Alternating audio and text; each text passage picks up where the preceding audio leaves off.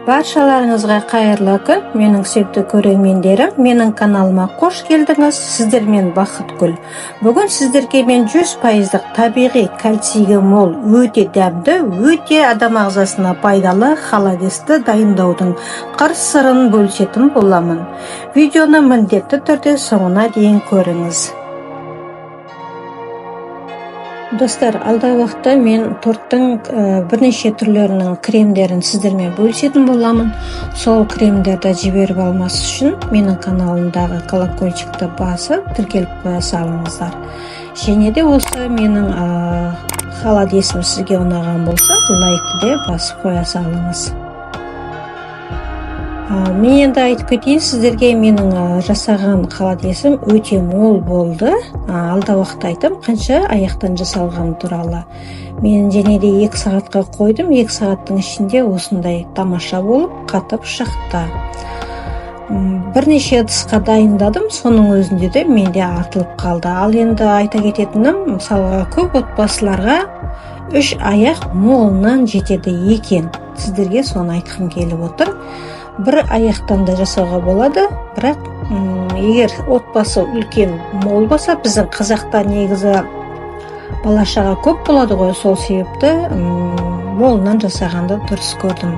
Енді өздеріңіз көріп отқандағыдай, мен 3 аяқтан осындай мол үлкен кастрөлге молынан етіп холодес жасадым. Өйткені бұл адам ағзасына табиғи кальций, адамның сүйегіндегі хрящтерге де пайдасы зор. Мен холодеске 2 сәбіз қостым, және де сарымсақ, лавровый лист, тұз, және де күйіршік, қара бұрыш, және де бір приправа салдым, достар.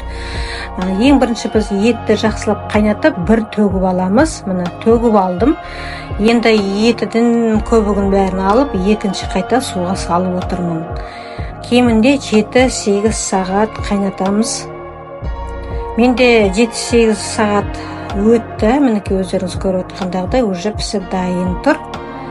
Енді осы жерде біз сүзіп алдық. Мінекей сәбізінде де сүзіп алдым.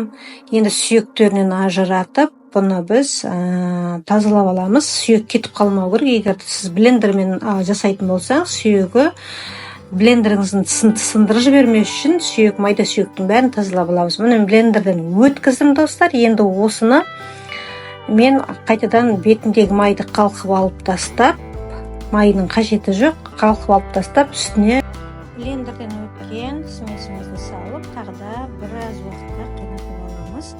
Піскен етімізді мен осылай қолымменен осылай ажыраларын ажыратып дайындап қойдым. Ыдыстың бетіне осылай сала қоямыз. Енді осы жерде қара бұрышымызды, чесногымызды және лавровый листті саламыз. Тұзымызды да саламыз. Және ол қайнап болам дегенше мен осылай сәбізді арнайы құралғылар бар, өздеріңіз 1000 мелочи деген магазиндерден алсаңыздар болады. Түрлі сол жерде құралдар бар. Осындай сәбіздерді өзі гүлдендіріп кесіп алдым. Дайын болды. Енді осыны мен холодестердің ішіне салуға дайындап қойдым. Және де 5 жұмыртқа мен қайнатып алдым. 5 жұмыртқа молынан жетеді. Мына бірінші жұмыртқамызды салып, қасына гүлденген сәбіздерімізді салып отырмын, достар. Әр жерге. Енді осы жерге біз жасыл горошек салсақ болады. Және де петрушка, укроп салсақ болады. Енді мен кукурузды да арасына салдым сәндік үшін. Енді міне өздеріңіз көріп отқандай жапырақтарын, яғни петрушканың жапырақтарын салып отырмын, иә. Достар, егер менің осы видеом сіздерге ұнаса, лайк басып қойыңыздар. Енді осы жерде қолдан турап дайындап қойған етімізді саламыз барлығының ішіне.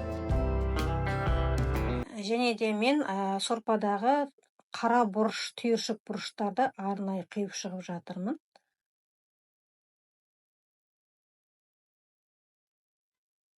Енді, достар, біз негізі сүзіп құйғанымыз дұрыс болады. Сүзіп құйсаңыз, сіздің холодесіңіз бұлыңғыр болып шықпайды, яғни түсі әдемі болып шығу үшін сүзіп құйып алғанымыз дұрыс болады.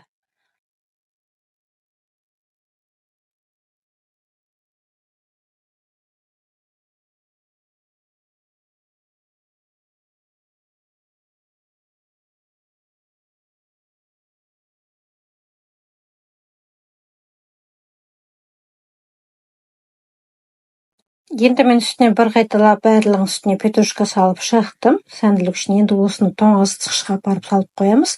Және де менің холодесім мол болғандықтан осындай ыдыстарға тағы да дайындауды дұрыс көрдім.